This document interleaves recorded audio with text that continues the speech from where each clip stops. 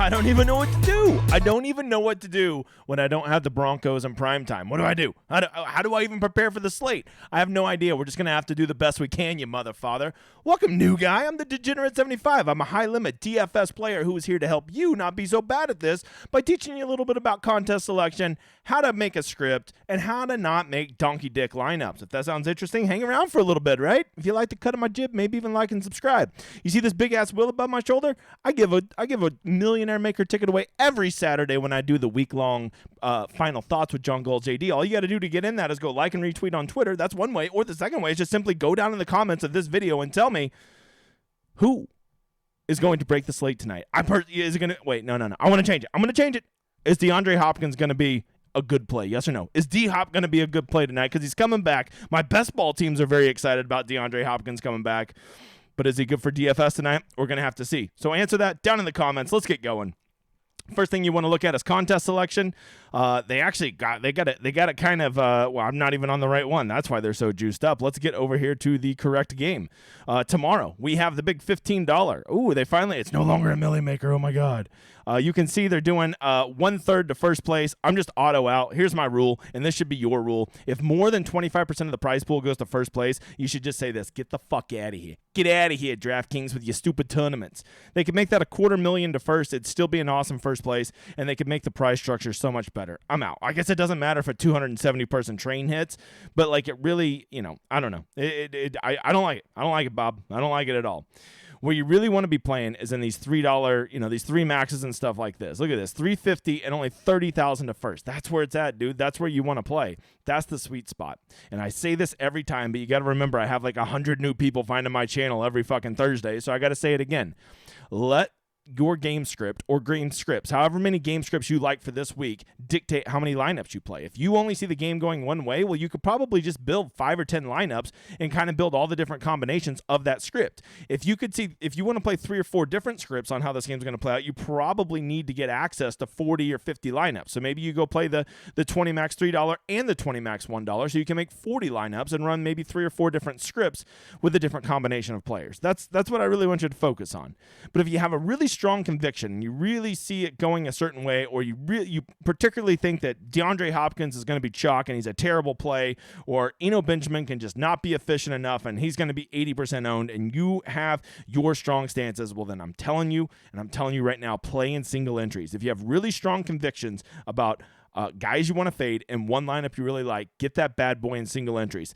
Maybe just take 1 or 2 of those spots and go do a one-off, right? So instead of putting this punt wide receiver in the last spot, go put this other punt wide receiver and go enter that in another single entry. So then the core of your lineup is still there if it hits. And now if the wrong one-off goes off, right? Like the Broncos, if you trying to play the roulette with which tight end was going to go off, the answer ended up being Dulcich, right? But it could have been Beck. It could have been one of the other guys. So a good thing to remember is if you got a lineup you really like and you want to enter it in 3 or 4 single entries, just go take one of those lineups and one off one of the punts and go put in another punt in that exact same spot. Even if it makes you leave $1,000, $2,000, $3,000 on the table, just be okay with that, right? Because if you have if your conviction is right and your game script hits and those top 5 spots hit, you want to have multiple chances to take down a GPP by having that punt spot give you multiple chances. And the best way to do that is to put it in 5 of those 6 guys in the same lineup, and then just keep switching that one off and put it in all the different single entries, whatever your budget is. Maybe you want to do the $200 single entry, maybe $100, maybe you're just a $5 single entry, or maybe you're a $1 single entry. It don't make a fuck to me. The strategy still remains the same, brother. So remember that. There's your contest selection strategy for tonight. Hey, you can't help but notice the schedule has changed. No more week-long preview and no more Sunday sweat. The big guy's gotten tired. So just so you know, I do this every Monday and Thursday for NFL. It's the Showdown Hoedown, right? We're here on the Showdown Hoedown, breaking down the Showdown slate. And then, of course, Saturday, me and John Goldstein do our JD do our final thoughts for week-long NFL. I also do college football and golf, which prints money over there. Because if you don't know, the NFL community is a lot sharper than college football and PGA.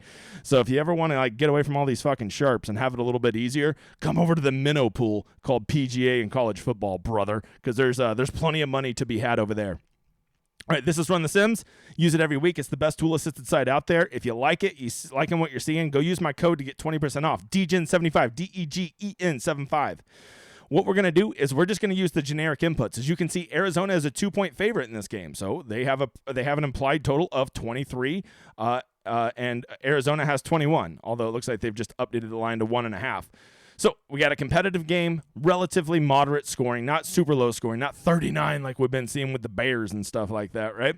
And we can see their rush rate and their pace of play and all of that. Tons of injury news to keep up on. I think we should probably start there. It does appear as though Adam Troutman has been ruled out, so him being out definitely makes Juwan Johnson probably pretty appealing, right? Jarvis Landry is going to be out. Michael Thompson is going to be out. Michael Thomas is going to be out. So that's a lot of banged up parts for the Saints, which opens up a lot of value. Key is, do you really want to play shitty receivers and just assume they're going to get there?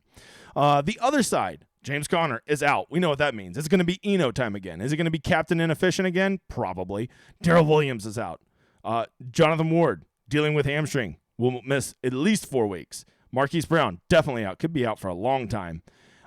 And Matt Prater didn't practice. Wow, that's some news right there. All right. I have to monitor the old Matt Prater. By the way, this is Wednesday night, so if I say tomorrow, just know I'm talking about the Thursday night game, you motherfather. The big news here, DeAndre Hopkins back from a 6-game suspension. He is back, and he is priced accordingly. You would think that he already has 7 touchdowns this year based on that salary. I don't know, I guess DK had to price up somebody, but Jesus, you think they could have priced up some of these other guys. Chris Olave, 7,400, and DeAndre Hopkins was 10,200. Are we in the fucking Twilight Zone? All right, let's do it. Let's run the Sims and see what it says. The key here is looking at who are you getting leverage on? Who are the guys that are more likely to show up in the optimal versus what they are owned? Let's identify some of those guys. Let's talk about some good plays. Let's talk about some bad plays. Let's talk about some scripts, and then let's go win some money. What do you say? All right, right off the top, we don't have ownership in, but you can see that Kyler Murray is showing up in the optimal 74% of the time, which is a crazy high rate. 17% is the captain, and 15% or 57% is the flex. It's really hard to come up with a game script where Kyler Murray doesn't get there. He offers such a safe floor with his running prowess that you have to almost have him in there, right? And then if you think, oh, well, I think that this Arizona wide receiver and this Arizona wide receiver, if you think Ertz and Rondell get there, tell me how the hell they get there and Kyler doesn't also get there, right? It really just doesn't happen. The only way that there's a game script in which Kyler Murray doesn't get there is probably, you never want to, you can't play for the injury, so shut up with that stupid shit. But a game script where he doesn't get there is maybe the Cardinals decide to run the ball. The game is a slow, sloggy type of 9-6 game. And a game like that, maybe Kyler doesn't get there. Maybe it's the running backs, the kickers, and the defenses, right? But in most scripts, if it ends up being a shootout, Kyler definitely gets there. If Arizona blows him out, Kyler most likely gets there. Even if it's a script where you think New Orleans is going to blow out the Cardinals, Kyler will still get there in garbage time, right? He's still going to be running around like a little midget, throwing touchdowns in the fourth quarter, and he'll backdoor get there. So it's very hard to make a lineup where you don't have Kyler in it, right? Any script, he almost fits any script except a true slog game. And even in a true slog game with his running prowess, you have to think that maybe he still gets there, right? The only thing holding him back is that 11,200 price tag is pretty high, especially if you put him at captain. Now what? You're up to 16.6 or so. So that's a lot. That's a lot to eat there. However, with so many good punts on this, so many affordable pieces in this game, I think it's really tough to fade Kyler Murray. I personally don't think I would do it, but if you're playing, you got big old balls between your legs, well then go ahead and fade him. Everybody else is kind of, not so obvious. There's a lot of scripts where Alvin Kamara doesn't get there.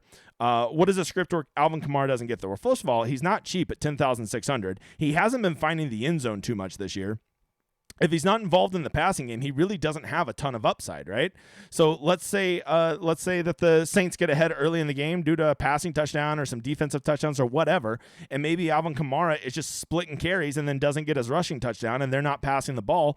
In that game, Alvin Kamara probably gets 12 fantasy points at a $10,600 price tag. They ain't gonna get you there, brother. So there are a lot of scripts where Alvin Kamara doesn't get there. Eno Benjamin, thank God they priced him up and he's not 4,600 like he was at week long. But Eno, if you don't know, this happens all the time. Everybody sees that shiny, beautiful backup and, if he ever just got the start, he'd be so good. But what they don't fail to realize is when you now get to touch the ball 15, 20 times a game as the starter, your efficiency goes down the drain. And Eno Benjamin is not a starting NFL running back. His efficiency goes down the drain. With that said, he was on the field for 83% of Cardinal snaps, and it's almost foolish when a guy is on the field that much in a position to catch the ball and run the ball to not have him in there. So Eno Benjamin for Arizona seems like a very safe play, just simply based on the one certainty that you can have. You have to be on the field to score points, and that motherfather will be on the field. Okay? Surely he can't be as inefficient as he was in last Sunday's game.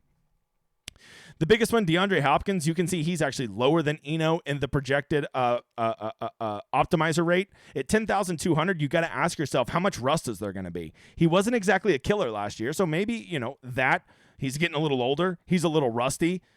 Maybe he'll be fresh. I don't know. You got to decide that. I personally would be shocked if DeAndre Hopkins came back and just instantly saw 25 or 30% of the market share. I just don't think it works that way, right? I think they're going to ease him back a little bit at 10,200. If I see his ownership creeping up anywhere near 40 or 50%, I'll just happily fade him. That's just one I'll fade. And if I'm going to fade Hopkins, well, then that makes it very obvious who you need to play, right? That makes guys like Rondale Moore, Zach Ertz, and AJ Green nuts plays, right? If you think that DeAndre Hopkins is going to be limited, all three of those receivers, well, those two receivers and that tight end offer incredible value for you to go stack with Kyler Murray, right? They're all underpriced for what they offer, assuming DeAndre Hopkins doesn't come back and be a 30% target share usage monster, right? So that's what you're going to be looking at there. On the flip side, now we got Chris Olave back from concussion. He's, rookies are always undervalued by DraftKings. They have tremendous upside. He's already started to show big upside. Even with the game where he got concussed and left in the third quarter, he still got 15 points or so. Chris Olave seems to be the clear-cut number one receiver. Even if you don't think he's that great, well, just go ahead and compare him to Marquez Callaway and Traquan Smith. Let me go ahead and tell you a secret. They fucking suck. They're not that good.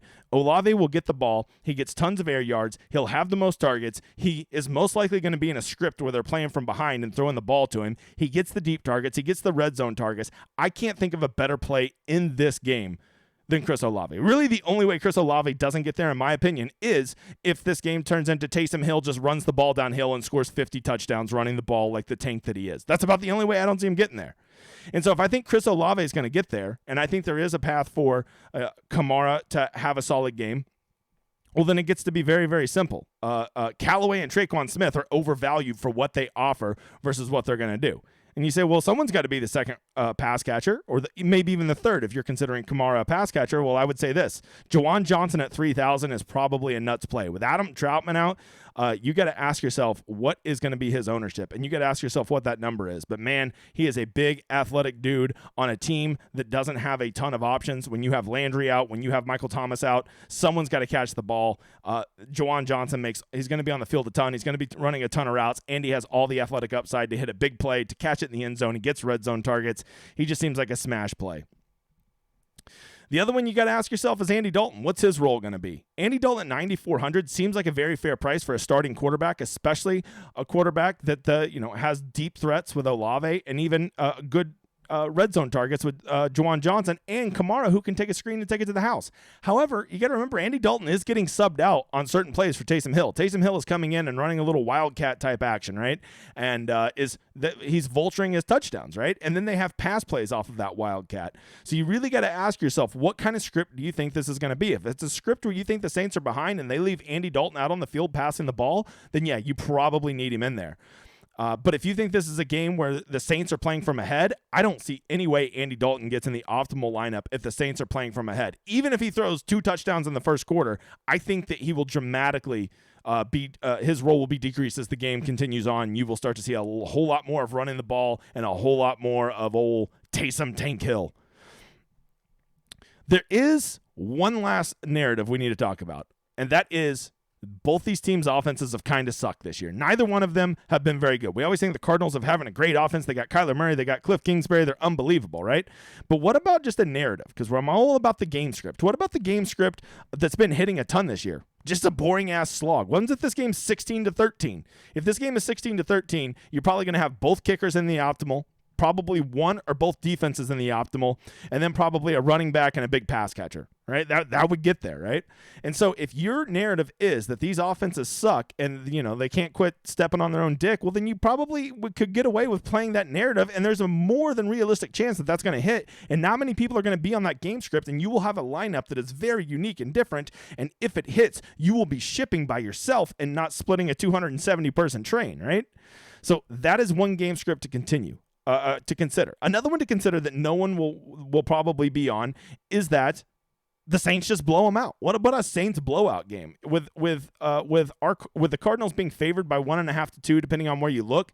That means that most people are going to probably play 4-2 Cardinal stacks, right? So you go play a 4-2 Saint stack or a 5-1 Saint stack and play that they blow them out. That will be a lineup, a script that not many people will be on. There's a lot of really good pieces that you could rotate into that Saints blowout script. You could have Kamara in it. You definitely want to have Olave, Andy Dalton. You could definitely work in the defense. Will Lutz at kicker, Juwan Johnson, and then of course, don't play Adam Troutman. He's out. And Taysom Hill, right? All those guys are working pieces that in a blowout could get there, right? Hell, you could probably even put Traquan or Mark Callaway in there. Just one of them. I would never play both those guys together. If you play both those guys together, you just send me your money and I'll kick you in the nuts for free. Those are some different scripts to consider, right? So who are viable? The last thing we want to talk about are who are the viable captains. I think the viable captains are definitely Kyler is a nuts play at captain. I think Olave is a nuts play at captain. I think Rondell is viable at captain. I think Eno is viable at captain. I think Juwan Johnson is even viable at captain if you really want to get creative. I'm personally not going to be playing, I think Zach Ertz is a great flex play.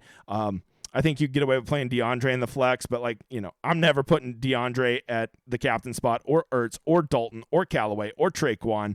I'm not a big fan of kickers and defenses in the captain, but if you have a narrative that this game is going to be low scoring, well, then I bet Will Lutz could probably get you 12 to 15 points, and that could be the nuts play in the captain spot.